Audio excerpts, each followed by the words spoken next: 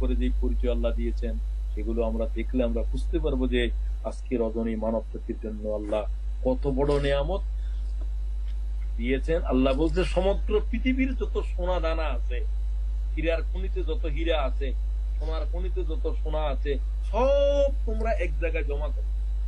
এরপরেও ডায়মন্ড আরো দামি জিনিস যা আছে, বলবে ফাজলিল্লাহি ওয়া বিরহমাতিহি ফাবিযালিকা ফালইফরাহু হুয়া খায়রুম মিম্মা ইয়াজমাউন।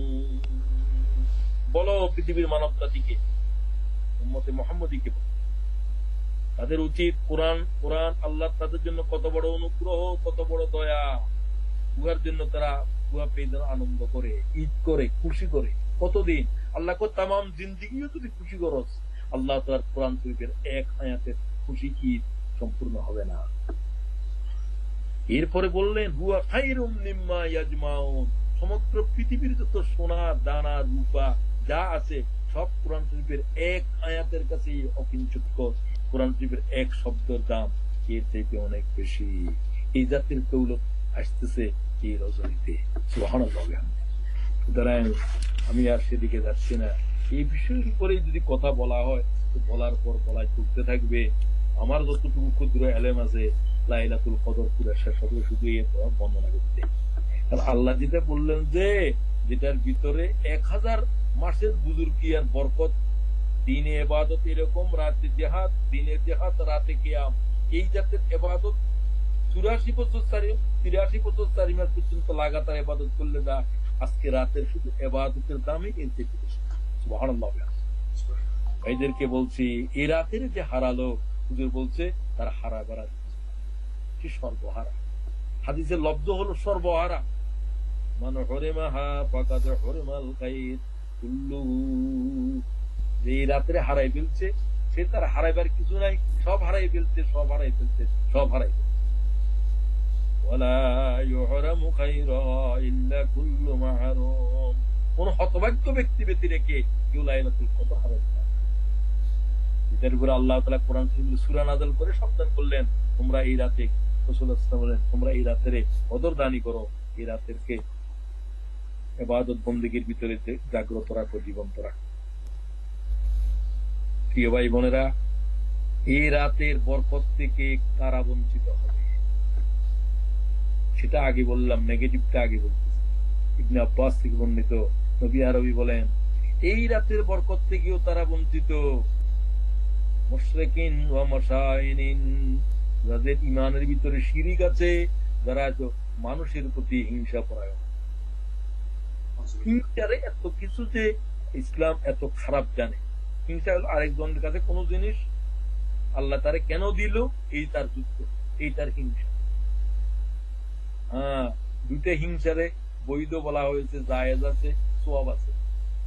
ওই আলেম যে আলেমের এলেম সমগ্র পৃথিবীর উপকৃত করে, এই জাতির জ্ঞানীর জ্ঞান তুমি হিংসা করো, তুমিও হওয়ার চেষ্টা করো। ওই দানশীল মানুষ যার সম্পদ থেকে মুক্ত মানুষ, অনাহার দুষ্ট মানুষ উপকৃত হচ্ছে, সে দুই হাতে আল্লাহ তাআলার গোলামদেরকে দান করছে। এই দানশীল মানুষের সম্পদকে দান করা এই যোগ্যতা দেখে তুমি তার প্রতি হিংসা করো। এরপর মুদমিনুল খামর, নেশাগ্রস্ত, নেশাখোর, তোর লাইলাতুল কদর নাই, লাইলাতুল কদর নাই। 3 নম্বর কাতিউর রাহিম, রক্তের আত্মীয় ছিন্নকারী, রক্তের আত্মীয় ছিন্নকারী।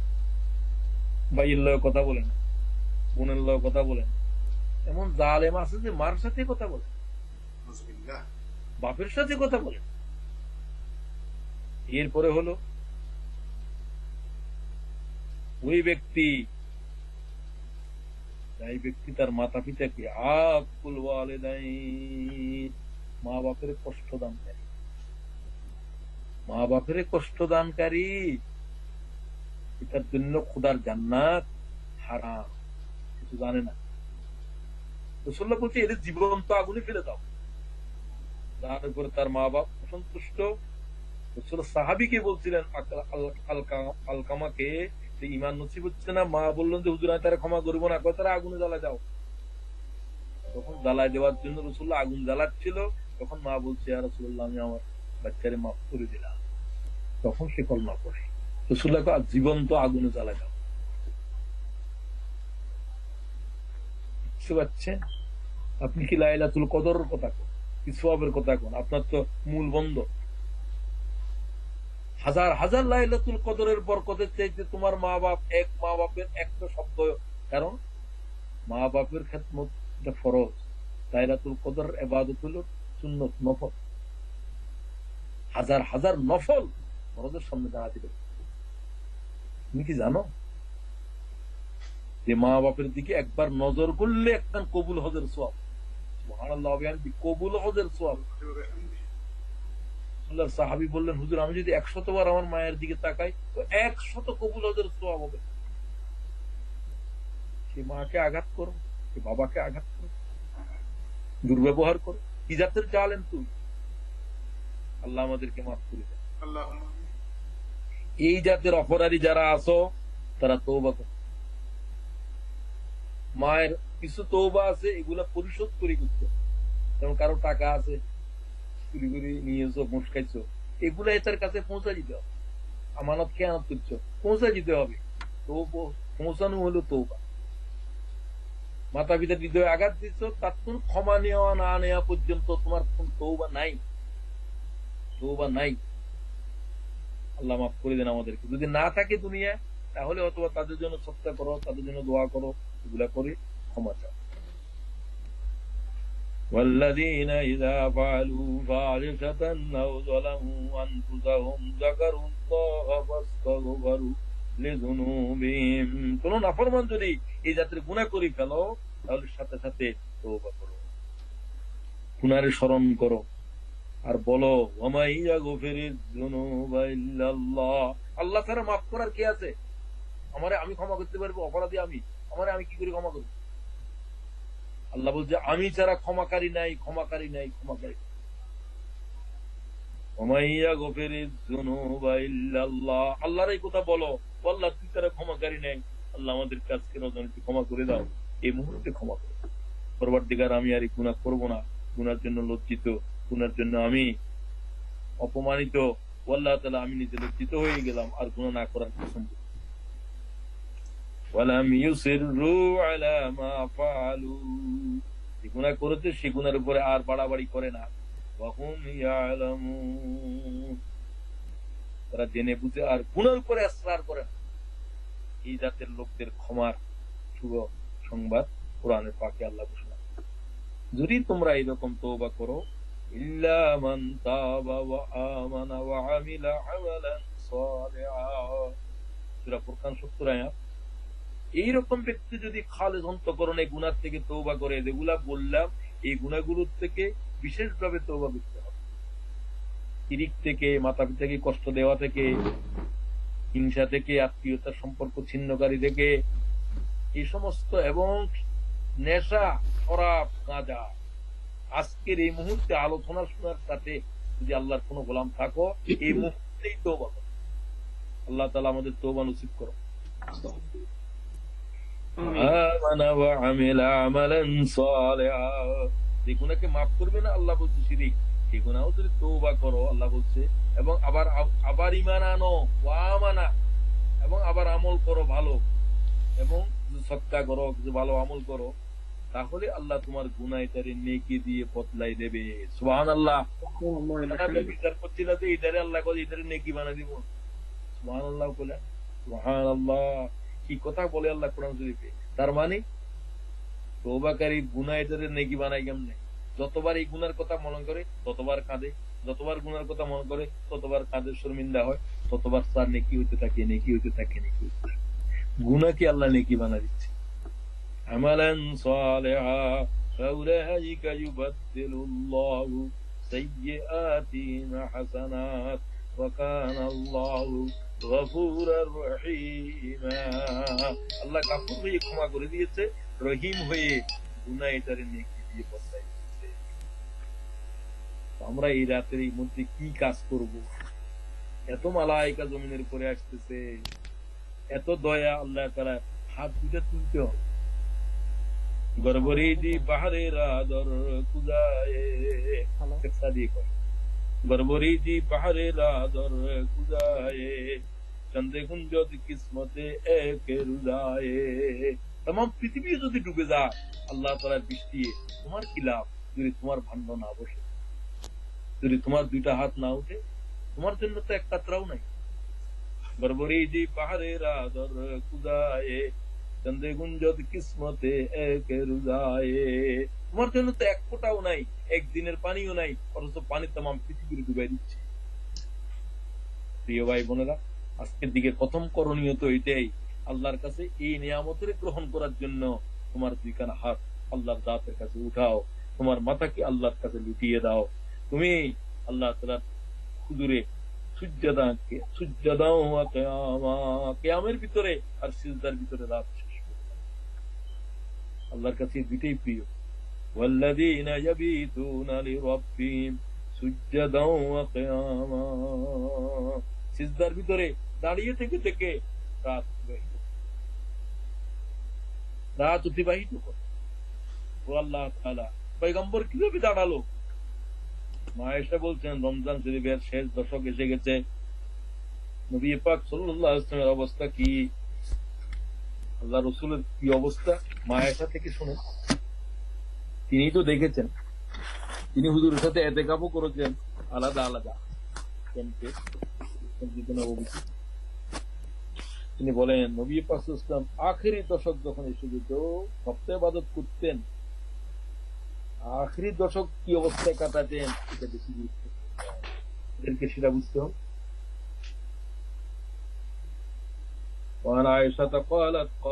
তিনি আয়েশা বলেন, নবী পাক সাল্লাল্লাহু আলাইহি ওয়াসাল্লাম অবস্থায় কানা রাসূলুল্লাহ সাল্লাল্লাহু আলাইহি ওয়াসাল্লাম ইযা দাখালাল আসর সাদ্দু মিজারাউ, কোমলকে বেঁধে নিতেন, বেল করে নিতেন শক্ত করে সারা রাত দাঁড়াবার জন্য। সুবহানাল্লাহ। সিদ্ধান্ত নাও, ওয়াল্লাহ ঘুমাবো না এরা, শুধু রাতটা। দিনের বুজুর্গি সব রাতে, লাইলাতুল কদর লাইলের মধ্যে, সব রাতের ভিতরে দেবে। সূর্য উদয়ের আগ পর্যন্ত চোখে সাথে হয়ে গেছে, ফেরেশতারা উঠে যাবে, বন্টন শেষ।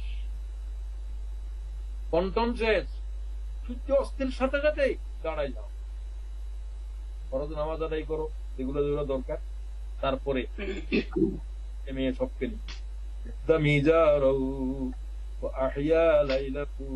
তামাম রাত রাসূলুল্লাহ পিঠের বিছনা দেয় নাই।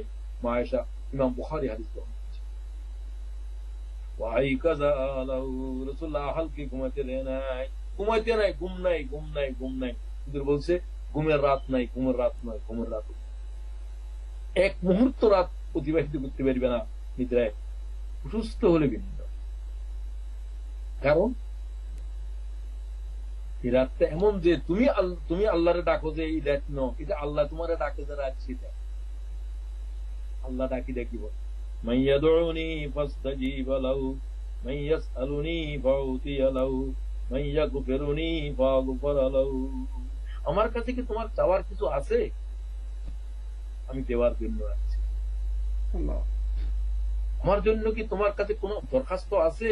আমি দরখাস্ত গ্রহণ করার জন্য আছি। আমার কাছে কি গুনাহ মাফ করার কেউ আসো? গুনাহ মাফ করতে সবসময় তুমি আল্লাহরে ডাকো, আর এই রজনীতে আল্লাহ আমাকে ডাকে। একটা কদর আছে রাতের শেষ অংশে, আর এই রাতটা পুরোটাই কদর। আমার কথা বোঝা যায় কিনা আমি জানি না, একটু বোঝার চেষ্টা করে। প্রত্যেক রাতের ভিতরে একটা কদর আছে।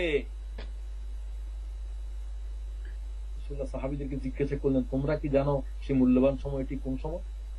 আইয়ুসাতে আফজাল ইয়া রাসূলুল্লাহ, হুজুর সেই সময়টা কোন সময়? ক্বালা জাওফুল লাইলিল আখির, রাতের যখন শেষ অংশ এসে যায় সেটা কোন সময়? আবার প্রশ্ন করলেন, আবার রাসূলুল্লাহ জবাব দিলেন, সুলুসুল লাইলিল আখির, রাত যখন 3 ভাগের 1 ভাগ বাকি থাকে তখন ঘুম হারাম। কিন্তু এই কদর তো পুরো রাতটাই কদর। এখানে এক অংশ না, 3 ভাগের 1 অংশ না, হাত্তা লাইল ফজর পর্যন্ত চলবে এই রাত। সুতরাং ফরজ আদায় করেন, কিয়ামের ভিতরে দাঁড়া যান, 2 রাকাত করে তারাবি আদায় করেন, তারপরে কিয়ামুল লাইল করেন, বেশি করে কিয়াম করেন। মান সামাহু ওয়া কামাহু, হুজুর বলেন আল্লাহ তোমাদের জন্য সিয়াম জরুরি করেছে, আমি কিয়াম জরুরি করেছি, কিয়াম জরুরি করেছি, কিয়াম জরুরি করেছি। ঈমানান ওয়া ইহতিসাবা, ঈমানের সাথে, শিরক বিহীন ঈমানের সাথে এবং ইহতিসাবের সাথে হিসাব নিকাশ করে কিয়াম করো। মান কামা লাইলাতুল কদর ঈমানান ওয়া ইহতিসাবান গুফিরা লাহু মা তাকাদ্দামা মিন যামবিহি, রাওয়াহুল বুখারী। রাসূল সাল্লাল্লাহু আলাইহি ওয়াসাল্লাম বলেন, যদি যে ব্যক্তি লাইলাতুল কদরের রাত ঈমান ইহতিসাবের সাথে দণ্ডায়মান হলো, তার গুনাহ নাই, তার গুনাহ নাই। সুবহানাল্লাহ। এরকম গুনাহ নাই তোদের পাশে বল। রমজান শরীফের সেরকম তোমাদের গুনাহ এরকম করে যে তার মা যেন এখন তারে জন্ম দিতে। সামাহু ওয়া কামাহু ঈমানান ওয়া ইহতিসাবান খারাজা মিন যুনুবিহি কায়াউমিন ওয়ালাদাতহু উম্মুহু, মা সন্তানকে প্রসব করার সময় যেরকম বেগুনে জন্ম দিয়েছিল, আজকে তোমাকে এই লাইলাতুল কদর, এই সিয়াম, এই কিয়াম তোমাকে এই জাতির বেগুনে করবে। সুবহানাল্লাহ। ভাই বোনেরা, এই সুযোগ যদি হারান তাহলে বুঝবেন যে আমার পৃথিবীতে জন্ম বৃথা। আরেক বছরের লাইলাতুল কদর, আরেক বছরের সিয়াম আমার জীবনে আসবে কিনা এই গ্যারান্টি। যেগুলা গেছে সেগুলা কি অবস্থায় গেছে আপনারটা আপনি ভালো জানেন, আমারটা আমি ভালো জানি। 2020 সালের এই করোনা ভাইরাসে আক্রান্ত বিধ্বস্ত পৃথিবীর মুসলমানেরা, মানুষেরা তোমার জন্য লাইলাতুল কদর ভিন্ন পয়গাম নিয়ে এসেছে। মায়েশা জিজ্ঞাসা করলেন, হুজুর আমি যদি লাইলাতুল কদর পাই কি বলবো, কি চাইতাম আল্লাহকে, কিভাবে চাইতাম? আল্লাহ তুমি বলো, কুল আল্লাহুম্মা ইন্নাকা আফুউন তুহিব্বুল আফওয়া ফাআফু আন্না ফাআফু আন্না। আয় আল্লাহ তাআলা, তুমি ক্ষমাকারী, ক্ষমাকে পছন্দ করো, আমাকে ক্ষমা করো, ক্ষমা করো। সারা রাত শুধু ক্ষমা চাইতে থাকো, ক্ষমা চাইতে থাকো, আমারে এই দাও সেই দাও, এই সমস্ত বলা বন্ধ করো। ক্ষমা যারে করে দিয়েছে তার আর কিছু দরকার নাই, তার বাকিটা এমনি আছে। সুতরাং এই রাতের ভিতরে মুনাজাতের মূল কথা কি?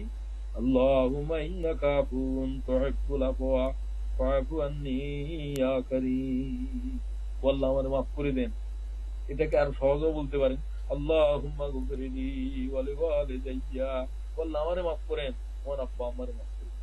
আল্লাহুম্মা গফিরলি ওয়া লিওয়ালিদাইয়া। এই মুনাজাত, আজকের রাতের মুনাজাত হলো এটাই। কারণ রমজান শরীফ চলে যাওয়ার পরে যাদের গুনাহ মাফ হলো না, রাসূলুল্লাহ তার উপর লানত করেছে, খোদার গজব তার। কি রমজান পাইলাম, রমজান পেয়ে রাসূলুল্লাহ বদদুয়া দিচ্ছে, জিবরাইল বদদুয়া দিচ্ছে। গুনার মাফের আশা নিয়ে হাত তুলবেন আল্লাহর কাছে। আল্লাহ তাআলা হাদিসে কুদসিতে বলে, কোরআন শরীফে আল্লাহ বলছেন, নাব্বে ইবাদি, আমার বান্দাদেরকে জানায় দাও হে মুহাম্মদ। কোরআনের আয়াত সূরা হিজর 49 আয়াত। নাব্বে ইবাদি, আমার বান্দাদেরকে জানায় দাও, আমার বান্দাদেরকে জানায় দাও। ও আল্লাহ, তোমার বান্দাদেরকে আমি জানাই দিচ্ছি তোমার আয়াত, নাব্বে ইবাদি আন্নী আনাল গফুরুর রহিম। আমার বান্দাদেরকে জানায় দাও আমি শুধু গফুর নই, গফুরুর রহিম, মাফও করে দেব আর অপরাধ সেগুলোকে নেকি দিয়ে বদলাই দেব। সুবহানাল্লাহ বিহামদি। আল্লাহু আকবার। গুনাহ যত প্রকারের, যত গুনাহই করেন না কেন, আজকের তওবা হলো যে মনে করতে পারেন যে জীবনে মাসুম হয়ে যাওয়ার তওবা। আল্লাহ তাআলা আমাদেরকে সেই ধরনের তওবা করার তৌফিক আতা করেন। আমিন। তো সালাতুত তাসবিহ নামাজ যারা জানেন তারা তা পড়বেন, বেশি করে দরুদ শরীফ পড়বেন, ইস্তেগফার, দরুদ শরীফ, ইস্তেগফার, দরুদ শরীফ, কিছুক্ষণ ইস্তেগফার, কিছুক্ষণ দরুদ শরীফ। আর দাঁড়ায় থাকবেন সুজদাও ওয়া কিয়ামা, সুজদাও ওয়া কিয়ামা, কিয়ামের ভিতরে, সিজদার ভিতরে লম্বা লম্বা সিজদা দিবেন। রাসূলুল্লাহ কি রকম সূরা বাকারা পড়তে ততক্ষণ তাহাজ্জুদের নামাজ পড়লেন। আব্দুল্লাহ ইবনে আব্বাস বলেন, যতক্ষণ হুজুর পাক সূরা বাকারা পড়ছেন এতক্ষণ পর্যন্ত রুকুতে ছিলেন, যতক্ষণ রুকুতে ছিলেন ততক্ষণ পর্যন্ত এক সিজদার ভিতরে ছিলেন। আমার কাছে মনে হয়েছিল রাসূলুল্লাহ বুঝি আর মাথা উঠাবে না সিজদাতে। এরকম কোন সিজদা আল্লাহরে কোনদিন দিয়েছেন? আমরা দিয়েছি? আজকে রাতে দেন। বলে আমি তো লম্বা জানি না, বাকারা পর্যন্ত পড়তে পারবো না, ইখলাস দিয়ে পড়ো, এখলাসের 100 বার পড়ো। এখলাস হচ্ছে যে যতগুলো সূরা কোরআন শরীফে আছে সবচাইতে বুজুর্গ সূরা। তো আর কি তোমার লম্বা, আমার মিস্টার বললো আমি লম্বা সূরা তো জানি না, লম্বা সূরা লাগতো না, ছোট সূরারও যোগ করে করে লম্বা করো। আল্লাহ এখলাস 100 বার পড়িবা, 25 বার পড়ো, 10 বার পড়ো এক রাকাতে, এটা তো বহু লম্বা সূরার চাইতে বেশি বরকতপূর্ণ। সিজদার ভিতরে দীর্ঘক্ষণ সুবহান রাব্বিয়াল আলা 49 বার পড়ো, 99 বার পড়ো, লম্বা হয়ে যাবে। আমি আর বলতেছি না। এই ইবাদত গুলো আজকে রাতের জন্য সম্ভব হলে কিছু সদকা করো।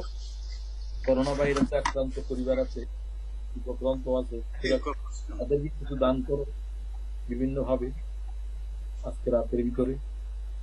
তো রাতটা কোনটা? تحروا ليلة القدر في الوتر من العشر الأواخر من رمضان। তোমরা রমজান শরীফের শেষ দশকের বেজর রাতে লাইলাতুল কদর অন্বেষণ করো। আজকে প্রথম আমি আপনাদেরকে আজকে রাত সম্পর্কে বলে দিতে চাই, লাইলাতুল কদর চলে যেতে পারে। আমার মন বলছে, কারণ আমি লাইলাতুল কদরকে বহুবার এই রাতে আমার সাথে দেখা হয়েছে।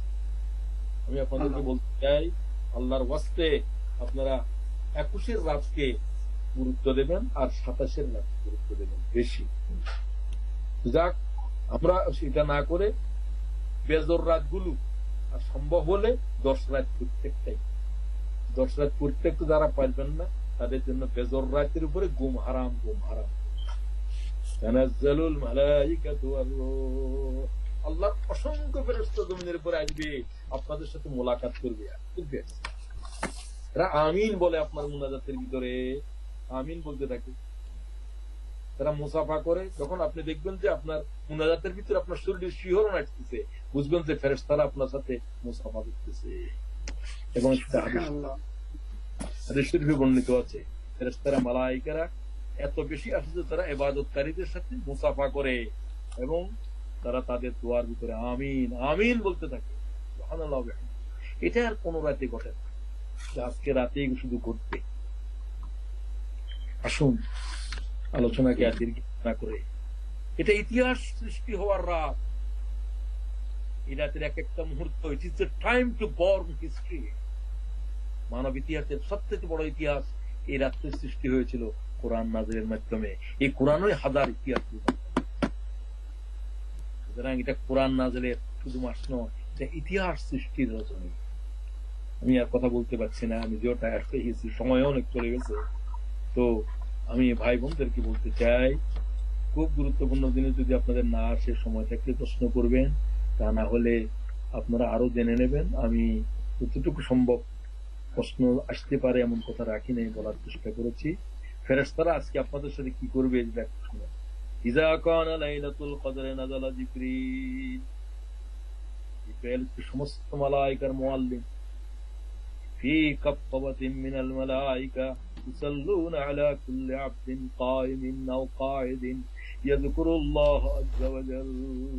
আল্লাহর বান্দারা যারা কিয়ামের অবস্থায় আছে, যারা রুকুর অবস্থায় আছে, যারা জিকিরের ভিতরে আছে, কোরআন তেলাওয়াতের ভিতরে আছে, ইউসাফিহুনহুম, তারা তাদের সাথে মুসাফা করে, তারা তাদেরকে আলিঙ্গন করে। আপনার শরীরের ভিতরে শিহরণ এসে যাবে, তখন মালায়েকা আপনাকে স্পর্শ, আপনি টের পাবেন। আল্লাহ আমাদেরকে বুঝার তৌফিক দিন। আমিন।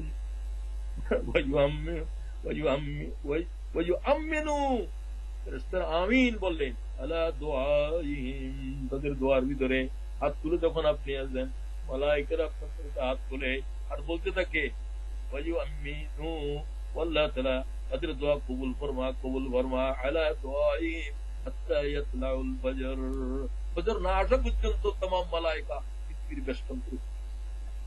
আল্লাহ তাআলা চিরজনীতে তোমার করোনা ভাইরাসের গজব থেকে মানবতার রেখা দাও। আমিন। ভাই বোনেরা, আমরা শুনছি আল্লাহ গুনাহ নিয়ে তো আছি হায়াতের ভিতরে, আল্লাহ আজকে রাতের ভিতরে মাফ করে দাও। আমিন। যত অপরাধ করছি মাহবুব, রমজান শরীফ শেষ হওয়ার আগে, লাইলাতুল কদর চলে যাওয়ার আগে আল্লাহ তাআলা আমাদেরকে মাসুম বানায় দাও পরওয়ারদিগার। আমাদের আব্বা আম্মার জীবনের গুনাহ মাফ করে দেন পরওয়ারদিগার। আমাদের বাল বাচ্চাদের উপরে রহম করেন। আমাদের বাচ্চাদের কলিজার ভিতরে কোরআন শরীফের নূর পৌঁছে দেন। তাদের ভিতরে যারা অসুস্থ আছে আল্লাহ শেফা বর্মা, শেফা বর্মা, শেফা বর্মা।